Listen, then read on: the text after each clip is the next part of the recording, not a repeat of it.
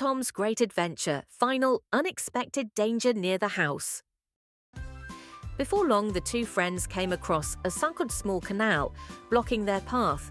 The water flowed gently, making a soft, bubbling sound.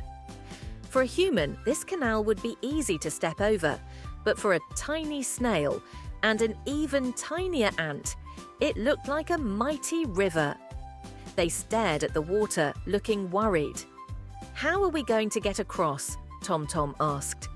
Luckily, near the edge of the canal, a large, dry banana leaf had fallen. Tomtom's eyes lit up. "Look, a banana leaf. We can use it as a boat." Speedy Ant clapped his hands excitedly. "Great idea!" Without wasting a second, the little ant jumped onto the leaf and pushed it toward the bank, turning it into a raft. Tomtom carefully slid onto the leaf, and Speedy Ant hopped on beside him. The current carried their little boat slowly but steadily toward the opposite shore. Halfway across, a strong gust of wind suddenly blew through the canal, making their banana leaf boat wobble dangerously. It almost flipped over. Speedy Ant wobbled, barely keeping his balance.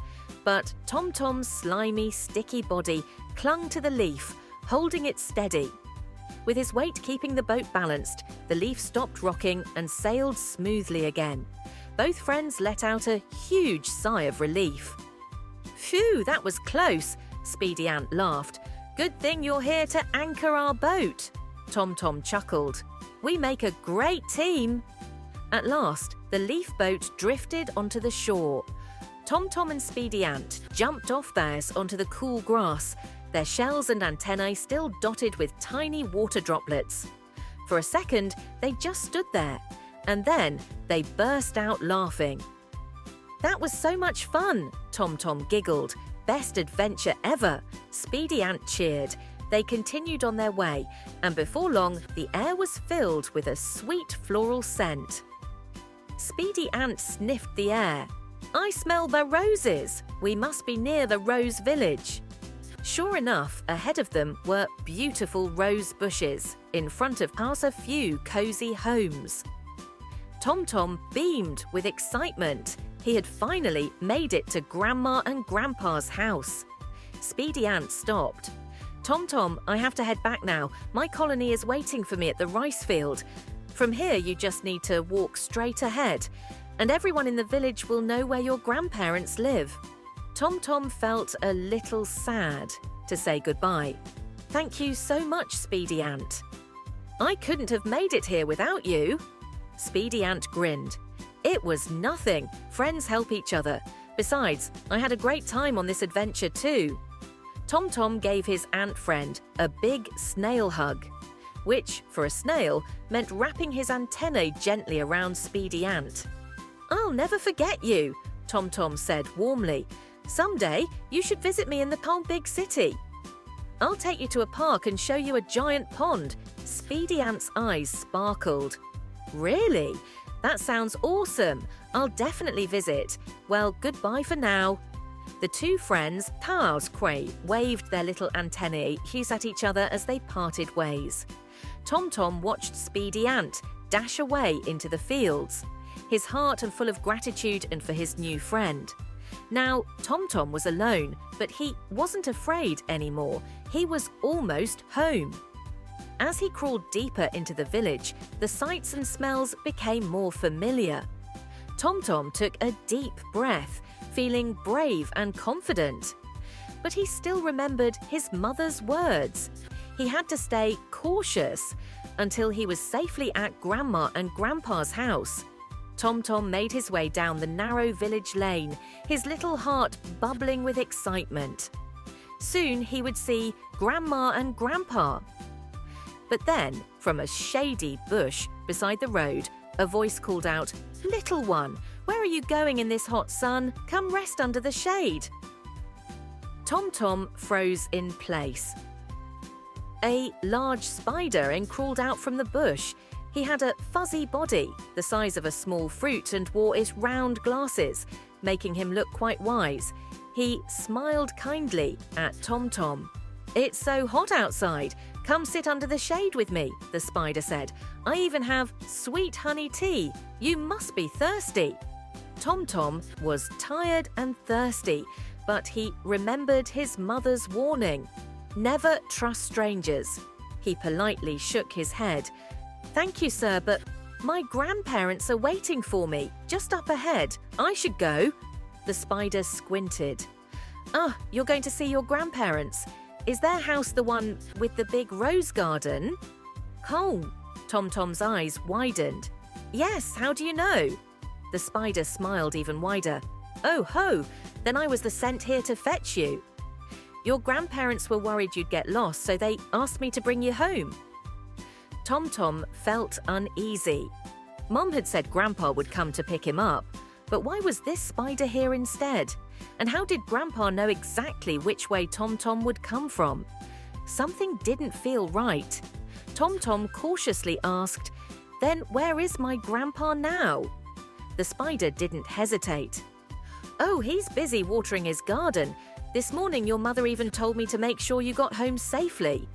Tomtom's heart pounded. That was a lie. His mother was back in the city. There was no way she could have spoken to this spider. Tomtom took a small step backward. Actually, I think I can find my way on my own. Thank you, but I'll go by myself." Suddenly, the spider's friendly face darkened. "Are you afraid of me?" he said coldly. "I'm just trying to help, but you won't listen. That's very rude."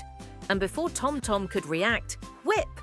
The spider shot out a silk thread and wrapped it around Tomtom's shell. "You're not going anywhere," the spider growled. "I'll take you home my way." Tomtom's heart raced with fear. He struggled, but the silk held him tight. He realized this spider was dangerous. But then he remembered, if you're in danger, scream for help. Tomtom took a deep breath and yelled as loud as he could, "Grandpa, help me!"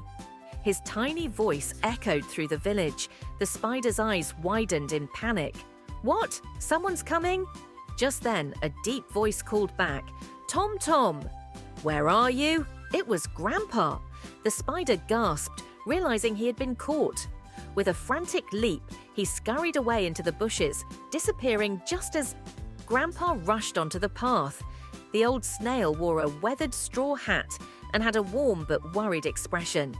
The moment he saw Tomtom, he gasped and hurried forward. "Tomtom, my dear grandson, are you okay?" Tomtom burst into tears, but this time they were tears of relief. "Grandpa, I was so scared. That spider, he tried to take me away." Grandpa gently unwrapped the silk from Tomtom's shell and pulled him into a hug. "It's okay now, my boy. You're safe. Grandpa is here." And at last, after his long, incredible journey, Tomtom was finally home. The grandparents' warm embrace. Grandpa and Grandma gently placed Tomtom on Grandpa's back to get home faster. As they walked, Grandpa sighed. "Your parents called and we were so worried. I searched everywhere for you. Thank goodness I found you in time." Tomtom snuggled against Grandpa's shoulder. "I'm sorry for making you worry." Grandma smiled, patting his head. "You did well not listening to strangers. It was our fault for letting you go alone." Feeling safe on Grandpa's back, with Grandma by his side, Tomtom sighed in relief. His wild adventure was finally over. A cozy evening at home. At home, Grandpa placed Tomtom on a soft, dried leaf, while Grandma made him a cool herbal drink. Tomtom, now calm, eagerly shared his journey, leaving the city balcony, getting lost in a vegetable truck, meeting Quick Ant, and facing the scary spider. Grandpa stroked his beard. "That Quick Ant is a great friend. We must thank him tomorrow." Tomtom grinned. "He loves sweets. Do we have honey to gift him?" Grandma chuckled. "Of course. I'll pack some honey candies for you to bring. He helped you a lot." Tomtom beamed with joy. A lesson to remember. Tomtom sighed. "I got into trouble because I was greedy for food." Grandpa shook his head. "What matters is you're safe and learned a lesson." Grandma added, "Next time, don't wander off without telling an adult, okay?" Tomtom nodded. "I promise." Grandpa smiled. You were brave and smart today. You remembered not to trust strangers. I'm proud of you." Tomtom's eyes welled up. "I'll never forget. Never trust or follow strangers." Grandma nodded. "Not just children, but we adults learn too. We'll be more careful and always keep an eye on you." Grandpa agreed. "Even a moment of carelessness can be dangerous. Adults must always stay vigilant." Reuniting with family, Grandma called Tomtom's parents to share the good news. His parents were overjoyed. Mum said, "Please take care of Tomtom. Next time we'll all come together. No more travelling alone." Hearing this, Tomtom hesitated. "Is Mum mad at me?" Grandma smiled. "No, sweetheart. She just loves you very much. She's sending you lots of kisses." She planted playful kisses on Tomtom's cheeks, making him giggle. A peaceful evening.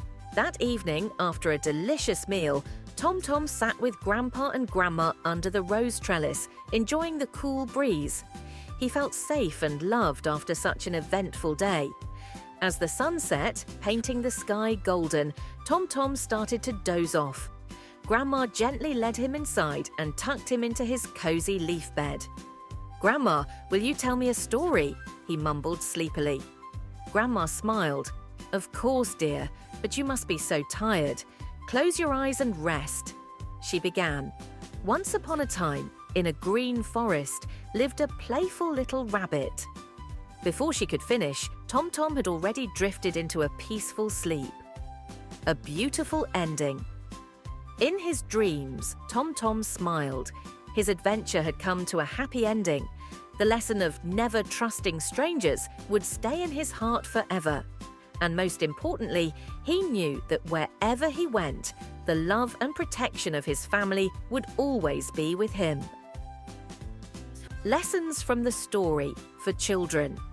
Never follow or listen to strangers. Always find a way to tell a trusted adult. For parents and guardians, always watch over young children, especially those aged 5 to 10. Even a moment of distraction can lead to danger. Keeping children safe requires constant awareness. As the morning sun rose over the peaceful village, Tomtom woke up in the warm embrace of his grandparents, ready for another wonderful day.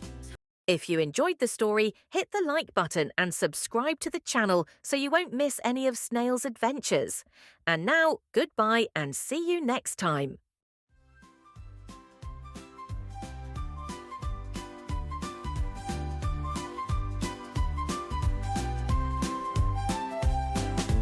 Tom, Tom, Tom, Tom, go, discovering so many new and exciting